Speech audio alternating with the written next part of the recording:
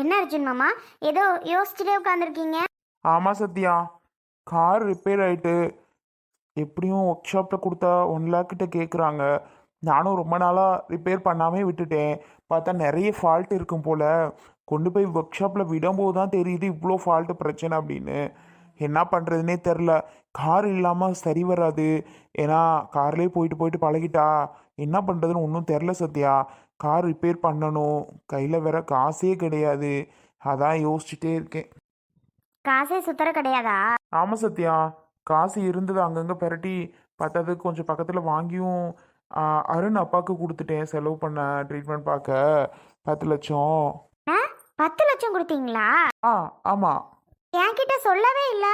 ஏன் உனக்கு தெரியாதா? ஓ, நீ எதுவும் என்கிட்ட கேட்கல போல, நானும் அதான் சொல்லலை. நான் கேட்டாதான் அப்ப சொல்லுவீங்க, இல்லைன்னா சொல்ல மாட்டீங்களா? நீ கேட்கல, சரி உனக்கு தெரிஞ்சிருக்கும்னு நினச்சேன் சத்யா. யாரும் சோனி எதுவும் சொல்லலையா உன்கிட்ட பேசும்போது? என்கிட்ட யாருமே சொல்லல. 10 லட்சங்கிறது நீங்க இப்ப சொல்லி தான் தெரியுது. ஆமாம், அவன் ரொம்ப புலம்பிட்டான் பாரு மச்சான். அப்புறம் என்ன பண்ணுறது, முக்கியமான உயிருக்கு சம்மந்தப்பட்ட விஷயம் தானே. அதான். ம். என்ன ஓன்னு இழுக்கிற? அதான் என்ன பண்ணுறதுன்னு தெரியாமல் யோசிச்சுட்டு உட்காந்துருக்கேன். காசு ரெடி பண்ணாதான் காரை ரெடி பண்ண முடியும். காசை ரெடி பண்ணி கொண்டு போய் கொடுக்கணும். 1 லட்சம் வேணும். யார்கிட்ட கேட்கலான்னு பார்த்தாலும் எல்லாருக்கிட்டையும் கேட்டு வாங்கி கொஞ்சம் கொஞ்சம் அருணுக்கு கொடுத்துருக்கேன். என்ன பண்ணுறதுன்னு தெரில. பார்ப்போம் ஏதாவது ஐடியா கிடைக்குதான்னு. என்ன ஐடியா கிடைக்கும்? ஏதாவது தான், அப்புறம் என்ன பண்ணுறது, சரி பண்ணணுமே காரை. கையில இருந்த காசெல்லாம் கொடுத்துட்டு உட்காந்துருக்கீங்க. இப்ப எங்க இருந்து காசு வரும் உங்களுக்கு? நீங்க கேட்குற இடத்துலலாம் அவங்களுக்கு கேட்டு வாங்கி கொடுத்துட்டீங்க. இப்போ நீங்க கார் ரெடி பண்ண எப்படி காசு ரெடி பண்ண முடியும்? சொல்லுங்க. இந்த மாதம் சேலரியும் இன்னும் கொஞ்சம் நாள் இருக்குது.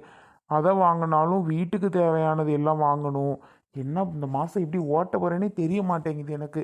அப்போ இந்த டைமில் வேற காரும் ஃபால்ட் ஆயிட்டு எல்லாம் ஒரே டைமில் வருது வருது பாரு சத்யா. இது வரைக்கும் இந்த மாதிரி எனக்கு ப்ராப்ளம் வந்ததே இல்லை. எவ்வளோ வந்தாலும் சமாளிச்சிடுவேன், எப்படியாவது சமாளிச்சிடுவேன். இப்போ அப்போ மட்டும் பாரு, எனக்கு சோதனை பண்ணது கடவுள். இப்போ இதெல்லாம் எப்படி ஸ்பேஸ் பண்ணி வரப்போறேன்னே தெரிய மாட்டேங்குது. அதான் ஒரே மண்டை குழப்பமாக இருக்குது. டேய் உக்காந்துட்டேன் பேசாமல்.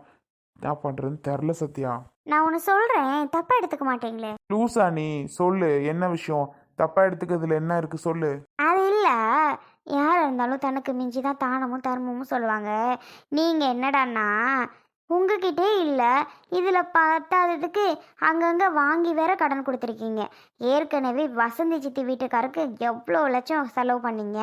அது அடுத்து எனக்கு எனக்கு எவ்வளோ செலவு பண்ணீங்க. அப்போல்லாம் யார் உங்களுக்கு வந்து ஹெல்ப் பண்ணது? அப்போல்லாம் நான் யார்கிட்டயும் ஹெல்ப் பண்ணிட்டு போய் நிற்கவும் கிடையாது. எனக்கு எப்படியோ காசு இருந்துச்சு கையில், அதை வச்சு ஓட்டிட்டேன் எல்லாத்தையும். இப்போ மச்சான் கேட்கும்போது காசு இல்லை, அதை அங்கங்கே வாங்கி கொடுத்தேன். பரவாயில்ல, அதெல்லாம் நான் அப்புறம் அடைச்சிருவேன். இப்போதைக்கு எனக்கு காசு இல்லாமல் உட்காந்துருக்கேன். அதான், உங்களுக்கு காசு இல்லாமல் இப்போ உட்காந்துருக்கீங்க. உங்களுக்கு யார் கொடுப்பா? எனக்கு முடியாதப்போ, வசந்தி சித்திக்கு முடியாதப்போ என் அருண் வந்து மச்சான் காசு வேணுமா, நான் தரவாடா அப்படின்னு கேட்டாங்களா? லூசா சத்யா நீ? எப்படி கேட்பான்? அவன்கிட்ட நான் கேட்டால் மட்டும்தான் எனக்கு தர செய்வான். அவன் முதல்ல எனக்கு எவ்வளோ ஹெல்ப் பண்ணியிருக்கேன் சத்யா. அவ்வளோ காசுலாம் கொடுத்துருக்கேன், நான் திருப்பி கூட தரல தெரியுமா? அதெல்லாம் நான் மறக்கவே மாட்டேன். அது மாதிரி நான் கஷ்டப்படும் போது அவன் ஹெல்ப் பண்ணியிருக்கான், அவன் கஷ்டப்படும் போது நான் ஹெல்ப் பண்ணுறேன். அவ்வளோதான். இப்போ உனக்கு என்ன பிரச்சனை? எனக்கு ஒரு பிரச்சனையும் கிடையாது. இப்படி காசு அங்கங்கே கொடுத்துட்டு இப்போ உங்களுக்கு இல்லைன்னு உட்காந்துருக்கீங்க. உங்களுக்கு யார் வந்து உதவி பண்ண போறா? ஏங்க, 10 லட்சம் கொடுக்கணும்னு அவசியமா? ஏன், அவங்க அண்ணன் இருக்காரு, உங்களுக்கு அது யாருமே கிடையாது. நீங்கள் ஒரு ஆள் தான் அங்கே கஷ்டப்பட்டு மேனேஜ் பண்ணி இருக்கணும். ஆனால் அவங்க அண்ணன் இருக்காரு, அவங்க அண்ணன் ஒய்ஃபோட நகைகள் இருக்கும், சோனியோட நகை, இதெல்லாம் வச்சா பத்தாதா? அவங்க அப்பா எவ்வளோ பெரிய வசதியானவங்க. ஏன் அவங்க அம்மாட்ட எதுவுமே கிடையாது, இல்லை அவங்க அப்பாட்ட எதுவுமே கிடையாது, இது லேண்ட் எதுவும் கிடையாதா? எவ்வளவோ அவங்களுக்கு இது இருக்குது. ஆனால் அவங்க உங்ககிட்ட கேட்டு வாங்கி கொடுக்குறாங்க. இப்போ உங்களுக்கு யாருங்க கொடுக்க போறா? ஏங்க, 10 லட்சம் கேட்டால் 10 லட்சம் கொடுத்தே ஆகணுமா? ஒரு 5 கொடுக்கக்கூடாதா, இல்லை 3 கொடுக்க? முதலாம் ரொம்ப பெருசு, 1 லட்சம் தான் யாருக்கா இருந்தாலும் கொடுக்கலாம். அதுவே பெருசு தான். சத்யா அவன் 10 கேட்கவே கிடையாது. மச்சான் உன்னால் எவ்வளோ முடியுதோ அவ்வளோ குர்றா, நான் பார்த்துக்கிறேன், முடிஞ்ச அளவு குர்றா அப்படின்னு தான் கேட்டான். நான் தான் அவன் ரொம்ப கஷ்டப்படுறானேன்னு சொல்லிட்டு 10 கொண்டு போய் கொடுத்தேன். இப்போ இதில் என்ன சத்யா இருக்குது? கொடுத்ததும் இல்லாமல் மச்சான் திரும்பிலாம் காசு கொடுக்க வேணாண்டா அப்படின்னு சொல்லியிருப்பீங்களே? ஆமாம் சத்யா, அது போய் கேட்டுட்டு இருப்பியா அவன்கிட்ட? நான் தான் சொல்கிறேன்ல ஷார்ட்டாக உன்கிட்ட, நான் கஷ்டப்படும் போது எனக்கு கொடுத்து உதவுனா. இப்போ அவன் கஷ்டப்படுறான், நான் கொடுத்தேன். அவன் திருப்பி கொடுத்தாலும் சரி, அவன் கொடுக்காட்டியும் சரி, நான் அவன்கிட்ட கேட்கவும் மாட்டேன், வாங்கவும் மாட்டேன். சரி, இப்போ யார் உங்களுக்கு தரப்போறா? கார் சரி பண்ணணும், வீட்டு செலவு இருக்கு, அது இதுன்னு இருக்கே. இப்போ யார் தரப்போறா? நான் எப்படியோ பார்த்துப்பேன் போ. சும்மா வாங்கிட்ட சொன்னேன் பாரு, கடுப்பேற்றிட்டு இருக்க மனசில். ஏற்கனவே அது இதுன்னு சொல்லி நான் நினச்சிட்டு இருக்கேன். வாங்கிட்ட சொன்னேன்னா நீ அதுக்கு மேலே என்ன கொன்றுவ பேசியே பேங்கிட்டு. கொஞ்சமாவது என்கிட்ட கேட்குறாங்க சத்யா. நான் எவ்வளோ கொடுக்கட்டும், என்ன பண்ணட்டும், ஏதாவது கேட்டிங்களா? உங்கள் இஷ்டப்படி எவ்வளோ வேணாலும் கொடுப்பீங்க, எவ்வளோ வேணாலும் பண்ணுவீங்க. நான் எதுவுமே கேட்கக்கூடாது இல்லை? அப்போது அந்த அளவுக்கு என்ன வச்சுருக்கீங்க? நீ ஏன் அப்படிலாம் நினச்சிட்டா ஒன்றும் பண்ண முடியாது. நான்லாம் அப்படி உன்னை நினைக்கவும் கிடையாது. நான் உன்கிட்ட சொன்ன ஞாபகத்தில் தான் இருந்தேன். ஆனால் சொல்லலைன்னு எனக்கு இப்போ தான் தெரியுது. காசு கொடுத்தீங்கன்னு எனக்கு நல்லா தெரியும், ஆனால் எவ்வளோன்னு தெரியல. இப்போ தான் தெரியுது 10ன்னு. ஏ அப்பா! சத்யா, இது வரைக்கும் உனக்கு அவ்வளோ செலவு பண்ணி உன்னை காப்பாற்றப்பட்ட பெரிய பெரிய பாடு. வசந்தி சித்தி ஹஸ்பண்ட் எவ்வளோ இதில் இனிமேல் ட்ரீட்மெண்ட் பண்ணி அவங்கள காப்பாற்றப்பட்டது பெருசு. அப்புறம் இது மாதிரிலாம் இருக்கும்போது அருண் அப்பா மட்டும் பாவம், நமக்கு தெரிஞ்சவர், நம்ம உயிருக்கு உயிரான நண்பனோட அப்பா, அவரும் பாவம் தானே. அதான் அவரும் நல்லபடியாக எழுந்து வரட்டும். நம்ம உதவி பண்ணுறதுல ஒரு குறையும் இல்லை. நமக்கு கண்டிப்பாக இன்னொரு பக்கம் இருந்து உதவி பண்ணுவாங்க. பண்ணுவாங்க பண்ணுவாங்க, போங்க. சத்யா, ஏன் சத்யா உன்னோட பெரும் தொல்லையா போச்சு. நான் போகிறேன் போ. என்னோட ஃப்ரெண்டு ஒருத்தன் இருக்கான், போயிட்டு அவன்கிட்ட தான் வாங்கணும். ஏன் அவர்கிட்ட தான்? அவர் ஒரு ஆள் தான் பாக்கியா கடை வாங்காதாலே? ஏங்க, உங்ககிட்ட இருக்கிறத மட்டும் கொடுத்துருந்தா கூட பிரச்சனை இல்லையேங்க. இருக்கிற ஃப்ரெண்ட்ஸ் எல்லாருக்கிட்டையும் கடன் வாங்கி கொடுத்துருக்கீங்க. 25 லட்சம் அவங்க அப்பாவுக்கு ஆப்ரேஷனுக்கு கேட்குறாங்க. 25 லட்சத்துக்கு அவன் எங்கே போவான்? சரி, நம்மளால முடிச்சது ஒரு 10 கொடுத்தாலும் அவங்க அண்ணன் அவனும் ஷேர் பண்ணி போட்டுக்குவாங்கன்னு தான் நான் 10 கொடுத்தேன். ஓ, நீ அது இதுன்னு ஏதாவது சொல்லிட்டு இருப்பேன். என்ன கோவம் வருது இவருக்கு? நமக்கு கேட்காமலே இவர் பாட்டுக்கு ஒன்று ஒன்று பண்ணுவாரா இஷ்டத்துக்கு? ஏதாவது கேட்டால் தான் ஷப்பா, இப்படி இருக்காரு இந்த மனுஷன். 10 லட்சத்தை யாராவது கடன் கொடுப்பாங்களா? அதுவும் ஓசி வாங்கி. சரி அருண், நான் போயிட்டு வரேன். அத்தா, நான் வீட்டுக்கு கிளம்புறேன். ஈவினிங் ஆக போகுது. மாமா பத்திரமா பார்த்துக்கோங்க. மாமா முழிச்சு பேசுகிற மாதிரி எனக்கு தெரியல. இனி நான் இருந்து என்ன பண்ண போகிறேன்? எப்படியோ மாமா மீண்டு வந்தால் சரிதான். என்னோட தங்கம், இந்த வீட்டுக்கு போகலாம். சோனி, ஏன் சோனி அலறான்? தெரியல சின்னுங்கிற அழல ஏதோ சொல்கிறான். சே, சரி, அவனுக்கு என்னமோ போல இருக்கும் போல.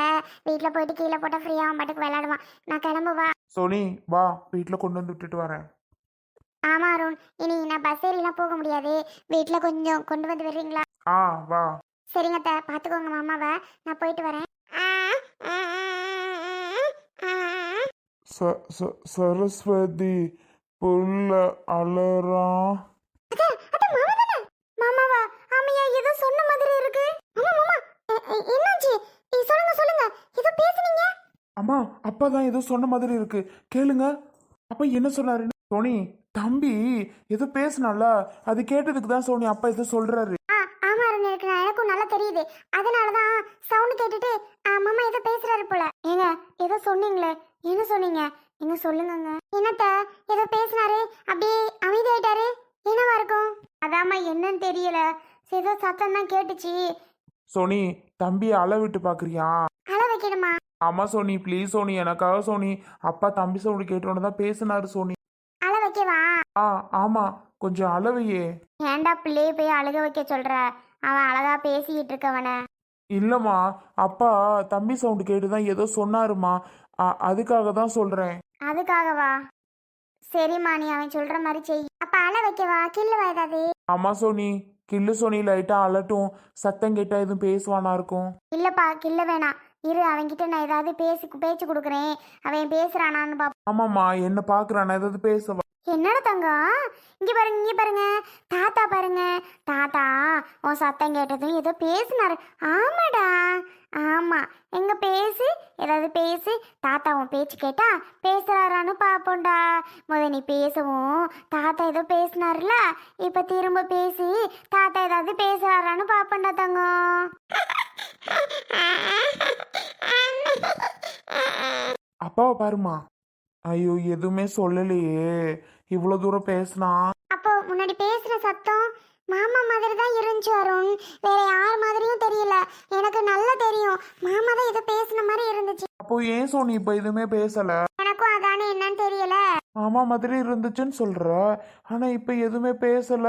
ஆனா எனக்கும் சத்தம் கேட்டுச்சே. நான் கூட பேசிட்டாரோன்னு நினைச்சு ரொம்ப சந்தோஷப்பட்டேன்டா. ஆனா கடைசியில எதுவுமே பேசல போல. நீ அழதான் விட்டு பாரு. சரி இருங்க, நான் கிள்ளி பாக்குறேன் அலறானான்னு. கொஞ்சம் அளவிடு. ஐயோ பாவம் பிள்ளை.